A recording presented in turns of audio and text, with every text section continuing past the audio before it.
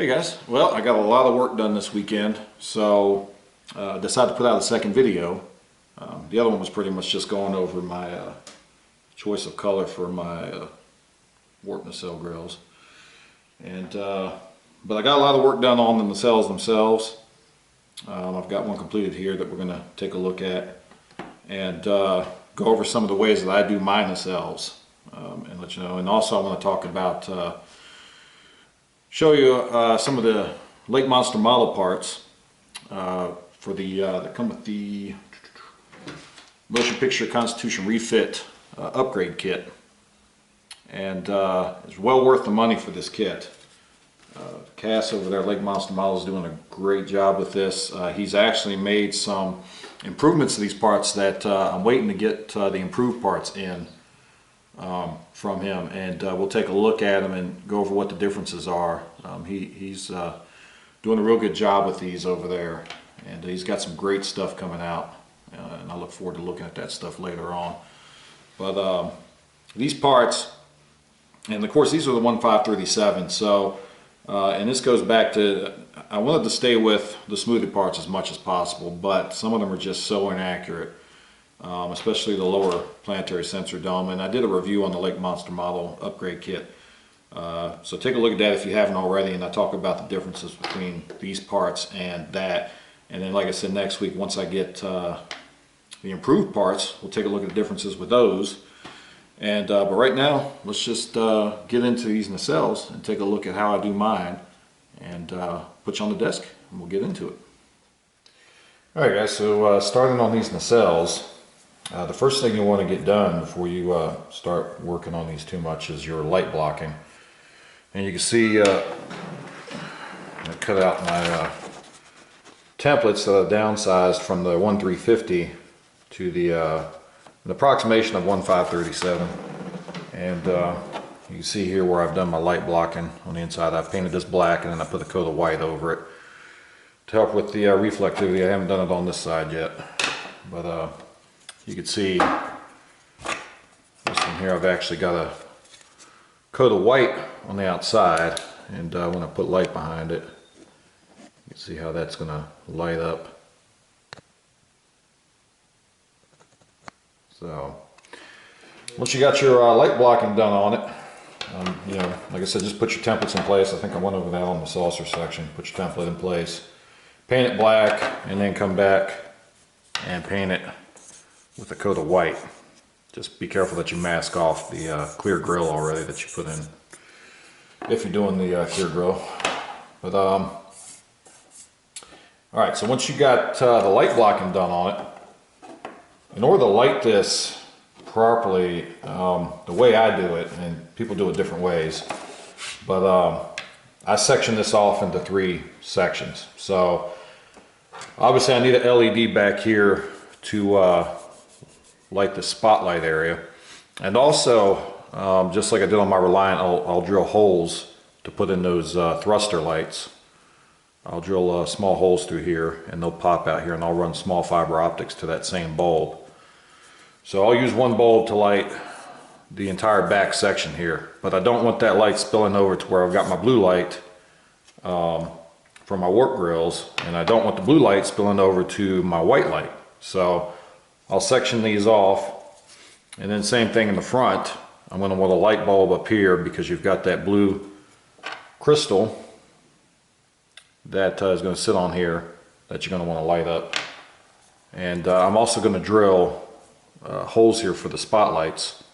I was trying something else with some copper tubing, but it's too large a diameter, so what I'm going to end up doing is just drilling a hole and using my larger diameter fiber optic, which is what is the size on this? Yeah, I rubbed it off, I can't read it, but it's a larger diameter side glow fiber optic. I'll put that in front to use as a spotlight, but I'll light those with one LED as well, maybe 2. But I don't want that light spilling over, just like with the back, and I don't want the blue spilling over that. So again, I'll section off this front part from where my blue lights are going to be.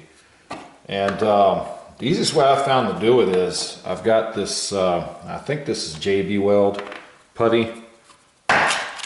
but it's not the metal putty, it's a like a plastic putty. And what I'll do is I'll take this, I'll take my hobby knife and I'll just cut a piece off.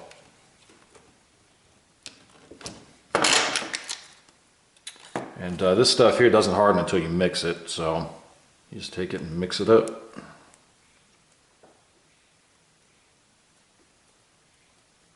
And mix it up real well.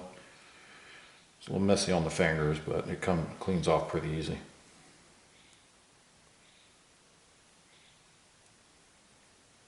But you want the color of this to be uniform. That's how you know when it's mixed properly.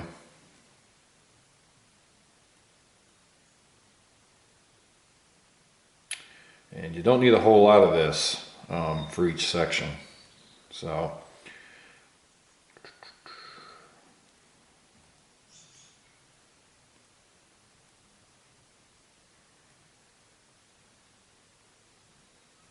all right, and I'm going to start on this side because I want to put my Cinegel in here first before I start putting this over anything, because then I don't have to do as much cutting. I can just put this right over top of the edge of the Cinegel. But what I'll do is, where this spotlight is, where I've got that left clear, I'll take this and I'll just fill this in. And the great thing about this is it just fills in. I got to take a little bit out, and you can make adjustments as you need. But this stuff conforms easily to the inside of your model piece, and what it'll do is it'll harden, so it'll be a permanent part of this model. And what I do is I block off that section, so this is now separating where my blue light's going to be and where I want my white light, and I'll try to get that as flush as possible. So we'll let that harden. And what I'll do is, when I'm ready to put this together with the other side, I will take a piece and do the same thing in the approximate location on the other side. So when I put these together, it'll form a nice seal, and you won't have that light spilling over. The other great thing about it is, I'll typically take my LED, and once I get it wired up, but I'll show you how I do it. And I'll place it just like that in that putty. And when that putty hardens, you won't have to worry about that LED moving. It'll be secured in place just by the putty alone. So you don't have to do anything else, and that's a good spot for that spotlight to be. I may move it back just a little bit so it gets more of like a cast across this. But that's how I do that. That's how I do the back section. I'll do the same thing with the front. I'll put a piece right, and I'll have to mold that a little bit because I need it to curve a little bit, because that crystal is going to sit about right here. So I'll need it to go from here and then come down along the front edge of my clear grill here. So I don't have enough putty left over to do that, so I'll have to break off another piece. But that gives you an idea how I'm going to do this. Like I said, that's how I do it. I know people have different ways of how they block off the lighting for the different sections, but that's the way I found it. That's the way I did it for my Reliant build, and it turned out pretty well, so that's the way I'm going to do it for this one. But I'll get the front blocked off here. I'll start putting in some of my lights and my Cinegel, and then we'll come back and take a look. Alright guys, so I've got quite a bit of my lighting, well, pretty much all my lighting done. All that's left to do is a couple of small little details, but just to show you how I light mine up. Let's say you've got this separated off with that putty, and it's already hardened. So I've actually had to tack this one in the back with hot glue for now, but then when I put the other half on, I'll use some fresh putty over this, and it'll mold these two together, and it'll form it, and you'll get a nice seal across here. So you won't get any light leakage from the front to the back. And in the front, I've done like I did with the saucer section. I used a piece of fiber optic, hot glued it to a LED, and we'll get a little spotlight on the front there. If I can show you here. So there's our spotlight for the front. The only thing I did different here is I'm not going to black this out because I want to use the ambient light that this is going to cast to light that blue crystal that's going to be on the top here. I'm going to cut that down a little bit. I'm going to trim this a little bit here to get that to fit because I've got that putty is a little bit in the way right there. But I want that ambient light to light this crystal. So actually what I've got is I've got two LEDs up front. I've got this one on this side, and then I've got this one on this side. I'll light that up. If I can get more wires. But there we go. So we'll have that spotlight in the front there. I'll trim that down after I do my painting. And again, I've got this LED to help light where that blue crystal is going to be. And my blue crystals are sitting over here. I don't want to lose them. But that blue crystal on top of here is going to light up nice with that ambient lighting. And then I've got my Cinegel in place.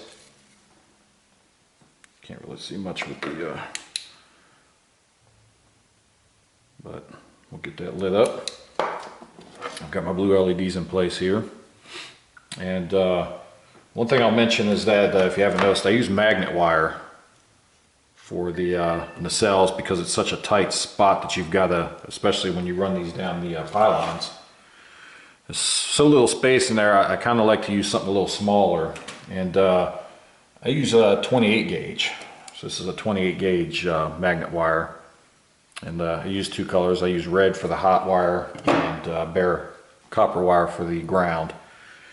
And so that's what I use for the nacelles, because that way, and what I'll do is I'll join these front LEDs with this back LED inside the nacelle right here, so that way I've only got one set of these running down.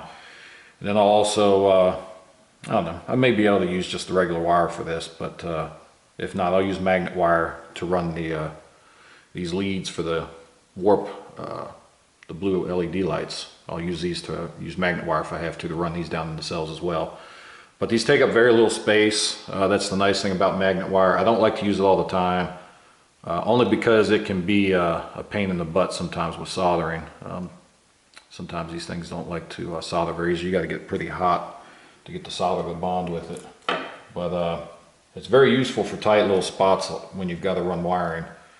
So let me get this put together, and we'll come back and take a look at it. Alright, so I've got this just temporarily sealed up just to do kind of a light test and see if this ambient light's going to be enough. And I don't know, I may have to put another LED under that crystal. I can get both of these to light up. Haven't soldered these together, so I don't know, it might be enough light for that crystal. Take a look at it. I may put a SMD under there just to give it a little more light, but you see how those spotlights will light up on the front there. And in the back here, let's see how the registry is going to light up. So we got plenty of light back here for that. One side's a little brighter than the other because this side over here has already got a layer of paint on it, and this side over here is bare. So we've got that, and also at the back here I've drilled holes. Oops, don't lose that blue crystal. Drilled holes for the thrusters, and you can see those will just light up off the residual light off that LED that's in there. So they'll light it pretty good.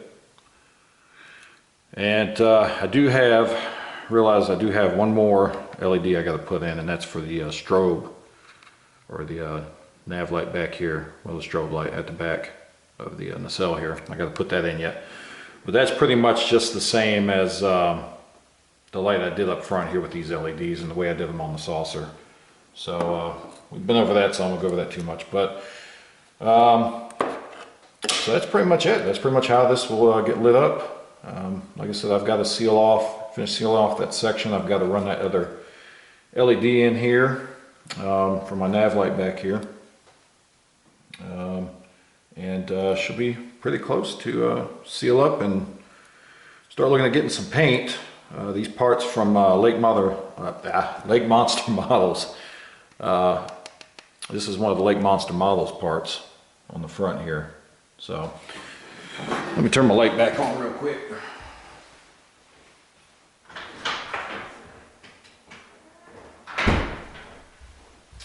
But these parts from Lake Monster Models are definitely a lot better than the part that comes with the kit, and it comes with that little blue piece that goes, the blue crystal that sits on top here. So I'll finish getting that LED run back here. Like I said, I may put an SMD under this crystal just to give it a little more light. The ambient light isn't enough to really, it's just not shining straight up through here, and you're not getting the light I was hoping to get. So I'm going to work on that, and we'll come back next week and take a look and see where we're at as far as getting this nacelle finished up. I've got the